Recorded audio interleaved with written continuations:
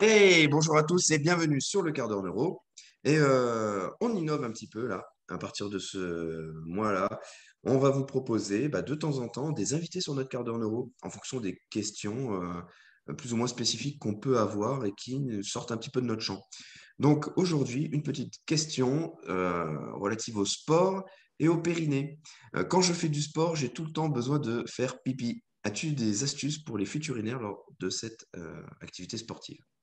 Et donc, on accueille aujourd'hui, en plus de Sève et Romain, on accueille une autre personne qui a les cheveux longs comme moi, Marine. Marine, Marine, elle est kiné et elle est spécialisée dans le périnée. Donc voilà. Exact.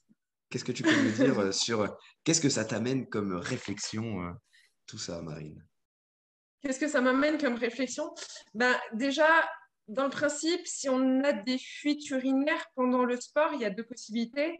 Soit on est sur un périnée qui est hypotonique, soit sur un périnée qui est hypertonique. Et le problème dans tout ça, c'est que tant qu'on ne sait pas ça, on ne va pas savoir comment le traiter parce que les deux vont avoir plus ou moins les mêmes symptômes. Donc, on Mhm. va avoir des fuites urinaires, des gènes. Sauf que une fois, on a un périnée qui est ultra tendu et une fois, on a un périnée en fait, qui est dans les chaussettes. Il faut s'imaginer. Les lives. Désolée, C'est pas à la grave. base, j'avais géré, hein, je vous jure. C'est pas grave. En fait, C'est les joies de la vie. en fait, ce qu'il faut s'imaginer, c'est que le périnée, il est comme un hamac positionné dans votre bassin. Hmm. Et soit ce hamac, il est complètement distendu, relâché, et donc il y a tous les organes qui sont complètement appuyés dessus, mais il n'y a plus rien qui est maintenu. Soit à l'opposé, et bien en fait, ce hamac, il est tellement tendu, il est tellement accroché aux arbres des deux côtés, qu'en réalité, il n'y a plus aucune souplesse et qu'il ne peut plus rebondir.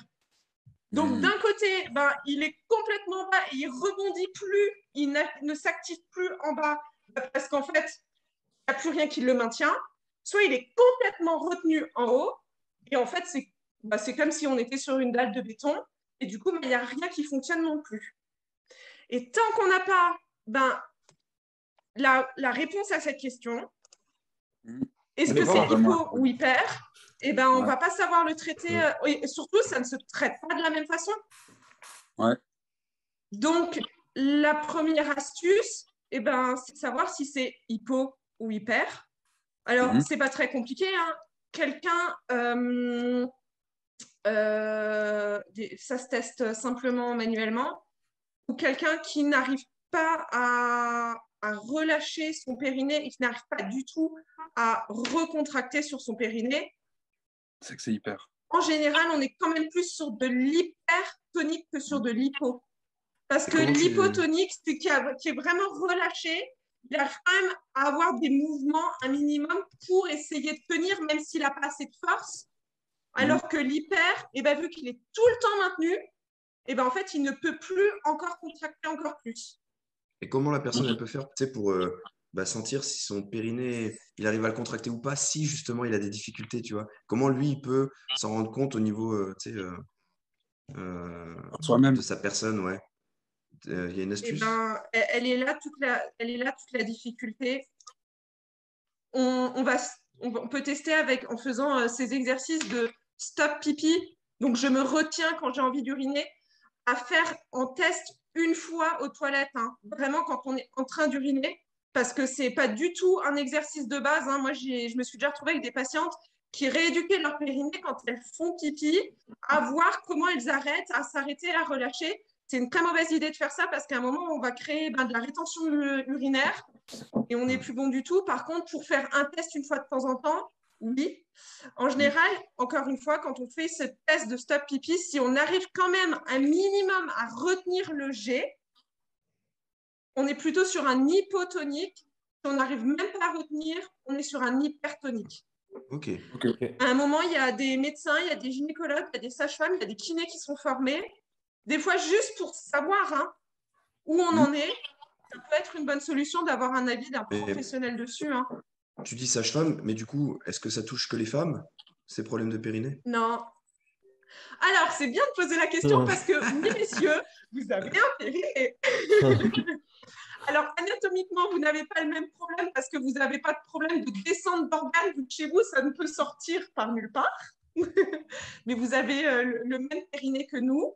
Et on retrouve des soucis chez vous quand vous avez... Ça, on a aussi des problèmes chez les hommes de périnée qui se retrouvent un petit peu plus tard quand on a des soucis parfois de prostate qui doivent être opérés, etc. Et on se rend compte que les hommes qui n'ont pas bien utilisé leur périnée, derrière, quand il y a une prostatectomie, ils récupèrent aussi difficilement leur capacité à être continents. Ouais. Et là aussi, on a des problèmes d'hypo et d'hyper. Moi, les hyper, en général, je vais au plus vite, mais les hyper, en général, c'est les très gros sportifs, c'est les coureurs, c'est les cavaliers. C'est là qu'on retrouve le plus, c'est les gens qui font du trampoline. Oh mon Dieu, le trampoline. Voilà. C'est tous ces problèmes en fait, de sport où on a beaucoup de rebonds et où en fait le périnée, soit il tient pas déjà assez à la base et il va tellement rebondir qu'il perd toute son élasticité et en fait il s'étire complètement, il ne retient plus rien. Soit à l'opposé, justement pour éviter qu'il rebondisse, on vient tout le temps le contracter. Et justement, là, on n'a plus aucune élasticité non plus, tellement tout est maintenu tout le temps. Moi, ça me rappelle toujours deux, trois vidéos que j'ai vues passer ces dernières années. Je ne sais pas si vous les avez vues, les gars. C'était sur Internet, là, dans le CrossFit. On voyait des filles, elles soulevaient des barres très lourdes en épaulé. Et au moment où elles remontaient, il y avait tout qui se lâchait, quoi, comme si elles perdaient les os. Et les gens, souvent, la réaction, c'était ouais, c'est bien, elle a tout donné. J'avais montré ça à un kiné à l'époque et qui avait dit oh là là, c'est dramatique. C'est parti, ouais, c'est dramatique. Il disait c'est compliqué après en plus à vraiment retravailler, quoi. Et comment on peut faire pour retravailler du coup? Un périnée? Ouais. Encore une fois, ça dépend s'il est hyper ou hypotonique. Et bizarrement, mais en fait, c'est plus simple de récupérer sur un périnée hypotonique parce qu'en fait, il manque juste de travail et au fur et à mesure avec les exercices, donc ces exercices qui peuvent être des exercices par exemple de stop pipi mais à ne pas faire pendant la miction, qui peuvent se faire assis sur le canapé, etc. Donc vraiment juste, je viens faire comme si je me retenais, donc je remonte tout, je relâche, je remonte, je relâche. On peut travailler comme si on avait des pics. Donc vraiment, je remonte le plus fort possible, je relâche complètement, je remonte le plus fort possible, je relâche complètement. Ou travailler à 50%, donc je remonte, mais je tiens la contraction. Parce qu'en réalité, on n'a pas toujours besoin, encore une fois, tu vois, c'est le problème dans ce que tu parlais, ces femmes ou ces hommes qui portent des barres très lourdes. Oui, ils arrivent à contracter leur périnée, en fait, il n'est pas capable de tenir. Donc forcément, si ça dure 10, 20 secondes, le temps de lever la barre, au moment où ça lâche, comme pour n'importe quel autre muscle. Il faut bien partir du principe que le périnée fonctionne comme n'importe quel autre muscle. Dans ce cas-là, faire par exemple des exercices type hypopressif, tu vois, qu'on croise au pilates, méthode de Gasquet, etc., ça prend son sens? C'est ce qu'il y a de mieux. Okay. Ouais, alors encore plus dans les périnées qui sont hypotoniques.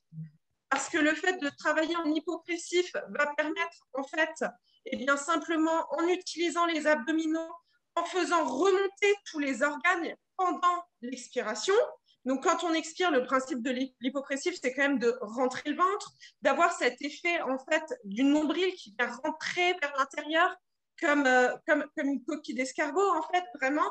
Et le fait de créer ça, on crée un effet ventouse sur le périnée qui va juste lui permettre aussi de remonter. Okay. Évidemment, à ne pas faire ou à éviter de trop faire chez l'hypertonique parce qu'on va lui donner encore plus de tonicité. Et encore une fois, elle est là la difficulté. Ça ne se travaille pas de la même façon. L'hypertonique, à la base, ça va être de travailler sur le relâchement, ça va être de travailler sur le massage périnéal, qui peut se faire soit par des professionnels de santé, soit soi-même, parce que voilà, on peut apprendre à le faire et qu'à un moment, oui, il faut déjà faire relâcher le périnée pour qu'il puisse avoir de l'élasticité et ensuite réintégrer une bonne contractibilité. Okay. Et relâcher, comment tu arrives à relâcher un périnée, tu vois, qui est trop tendu, quoi? Et normalement, Si t'es toujours en il est tension. censé être relâché tout le temps. Ouais, mais normalement, mais s'il est déjà tendu, tu vois. Comment tu fais? Tu sais, c'est comme les gens qui sont, comme qui sont n'importe quel autre muscle. Ah ouais, donc masser, quoi, alors. Ah ouais. Ok. Et évidemment, c'est du massage endocavitaire. Voilà. Adrien, j'ai une question. Alors, Toi qui suis beaucoup Julien Pinault, je sais qu'à un moment donné, quand j'ai fait le podcast avec JM, il en parlait justement un petit peu de sa méthode par rapport au périnée. T'as un peu suivi ou? Non, j'ai pas fait gaffe, mais peut-être par rapport aux chaînes, alors il devait Ouais, c'est sûrement se dire ça. sur les torques internes, Ouais, c'est ça, tu parce que vas JM, il venir en plus avait parlé solliciter. rapidement, tu vois, et puis Non, je ça voulais me dit savoir. rien comme ça. Ok. Après, il y a une réflexion, alors du coup, euh, Marine, si on fait un lien avec la posture, là, est-ce que tu vas retrouver telle ou telle sorte de périnée, tu sais, hypo ou hyper, en fonction d'une anté ou rétroversion du bassin? Si la personne est tout le temps, tu sais, en antéversion, en rétroversion, est-ce que ça va susciter quelque chose? alors, je pense en rétroversion, alors j'espère que je ne dis pas de bêtises, je pense qu'en rétroversion, on va avoir plus tendance à avoir un périnée hypertonique et en antéversion, plutôt un périnée hypotonique. Par contre, ce qui m'arrive, moi, régulièrement en cabinet, quand on vient me voir pour ça, c'est de me rendre compte aussi qu'il y a une grosse différence gauche-droite. Ok. Et ça, je pense qu'il y a un vrai problème de posture aussi. Parce que si Ok. on fait le lien, tu vas pouvoir retrouver une épaule plus haute, etc. Si tu regardes à la marche, tu vas avoir un pied qui vient beaucoup plus impacter le sol, donc qui crée plus de rebond, donc forcément une contraction qui se crée au fur et à mesure. Parce que je disais juste avant, ton périnée, normalement, là, quand tu es assis, il est censé être tout le temps relâché. En fait, ton périnée s'adapte en permanence à ta posture pour justement ne pas te faire pipi dessus. En gros, on en est là. Donc, à un moment, la personne, quand elle marche, si elle marche beaucoup, etc., les gens qui travaillent avec des chaussures de sécurité, s'ils viennent plus impacter le sol avec leur côté droit, avec leur jambe droite, la partie droite du périnée va avoir tendance à être hypertonique par rapport à la gauche. Et il y a des vraies différences. Hein. Et je vous assure que c'est hyper compliqué parce que il y a des les femmes, en fait, quand tu leur dis non, mais là, vous sentez la différence, sur le coup, elles n'en ont aucune conscience. Mais du coup, moi, ça m'intéresse ce que tu dis avec le pied, la pose du pied, parce qu'en fin de compte, on sait que au niveau du développement des réflexes archaïques, tu as des réflexes du pied qui vont venir travailler la hanche, tu vois, et mettre Bien en sûr. place tout ce qui est autour de la hanche. Donc voilà, savoir aussi, est-ce que on trouve que un dans les lien problèmes de entre le périnée, tu peux pied faire et le le lien. périnée, quoi. C'est Ok. marrant. Et de toute façon, quand tu regardes les étapes de développement, la marche ou la course, c'est la dernière étape. Et donc, encore une fois, ça rejoint en fait tout ce qu'on dit. C'est enfin, tu as des étapes de développement qui vont passer avant par le quatre pattes et par le rampé, et que c'est dans ces stades-là en fait que ça se met en place. Enfin, dans ce que tu dis, hein, parce qu'encore une fois, je ne suis pas spécialiste là du tout dans ça. Juste qu'en fait, quand tu parles, ça me fait, en fait, c'est logique, quoi. Ouais, il peut y avoir un lien avec tout ce qui est PMRF aussi. Donc, problème transcérébral avec tension plus élevée de ce côté-là du corps et tout ça. Je sais pas. C'est intéressant. Ouais, ça serait intéressant de voir sur le terrain. Prochaine personne qui vient te voir pour le périnée, tu la filmes à la marche, tu regardes s'il y a un Babinski ou un plantaire, tu regardes la réptation. Ça peut être intéressant parce que ça, c'est des réflexes réptation, Babinski, plantaire qui mettent en place la hanche. Ça pourrait être pas mal de voir. Et PMRF, du coup, avec la marche, voir comment ça se déroule. Et puis après, de se dire, tiens, est-ce qu'on pourrait retravailler aussi différemment en remettant un reset du système nerveux, quoi. Je pense qu'il y a quelque chose à faire. Ouais, c'est intéressant. Hein. Parce que ça joue beaucoup chez les sportives, hein, mais pas que. Et c'est important. Et c'est surtout qu'à un moment, ça peut devenir très, très gênant. Non, mais moi, je me rappelle, moi, j'ai des sportives et ça fait des années que je coach. Mais combien j'en surprends régulièrement qui vont aux toilettes pendant l'activité. Entre deux, vite fait. Et quand je leur dis, et puis je pipi, bon, t'as beau en parler, elles passent pas l'action parce que c'est pas encore trop embêtant pour elles, tu vois. Mais il y en a qui m'ont déjà dit, j'ai eu des fuiturines. C'est un sujet tabou quand même dans le sport. Ouais, c'est ça, c'est tabou. Tabou, hein. Ils en parlent mais pas. Il y en a beaucoup. Il y en a beaucoup pour de vrai. C'est vachement intéressant aussi parce que il il faut pas absolument pratiquer les Kegels chez les sportives. Absolument pas. Et justement, c'est contraire. C'est contraire. Ouais. Parce que si tu es sur un périnée hypertonique, au moment où tu vas mettre les kegels, les boules de geisha, les poids, hein, ça existe vraiment aussi avec des poids différents, et ben, si tu es déjà sur un périnée hypertonique, que tu rajoutes encore ça, tu aggraves le problème. Ouais. Et pourtant, alors que c'est hyper intéressant de le travailler chez des hypotoniques, si maintenant elles vont marcher, même si elles sont plus sportives, etc. De justement travailler avec des poids différents, de commencer petits poids pour qu'elles arrivent à le retenir et que justement ils ne tombent pas non plus, et au fur et à mesure pour le retonifier. Mais surtout pas sur un hyper. Hein. Ouais. Et chez les sportifs, c'est souvent hyper, du coup.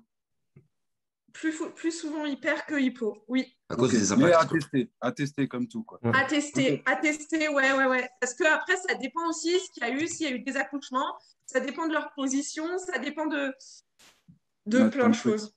Ouais. Yes. Bon, ben top. Je pense que ça a pas mal répondu. Je pense qu'on a un peu plus que 15 minutes, le quart d'heure. Ouais, c'est clair. Moi, j'avais encore... Ouais, du coup, j'ai plein de questions qui se créent dans ma tête, tu vois. Ouais. Tu auras de quoi dire dans la pratique, Marine? Ouais, Marine, on lui a pas dit, c'est elle qui va faire le quart d'heure pratique. Non, mais moi, je vais bien vous faire le quart d'heure pratique. Hein. Vous prenez un cobaye. Vous pouvez faire cobaye si vous voulez, il n'y a pas de problème. Hein. Okay. Moi, j'habite un peu loin. Ouais, elle habite pas loin de chez toi. Et en plus, Marine, je la vois tout le week-end. Voilà. Génial. Juste une dernière question. Un lien entre la respiration, le diaphragme et le périnée? Et encore une fois, c'est que si tu travailles en hypopressif, donc forcément avec ta respiration, si tu as cette action d'expirer, de rentrer ton ventre lorsque tu expires, tu vas avoir cette tendance à remonter tes organes, à attirer ton périnée vers le haut, et donc d'être dans une action où en fait ton périnée va fonctionner normalement, quoi. Normalement. Si tu vas maintenant travailler dans le dur, par exemple, je donne l'exemple de l'accouchement où on te dit, là, pendant que vous expirez, vous poussez vers le bas.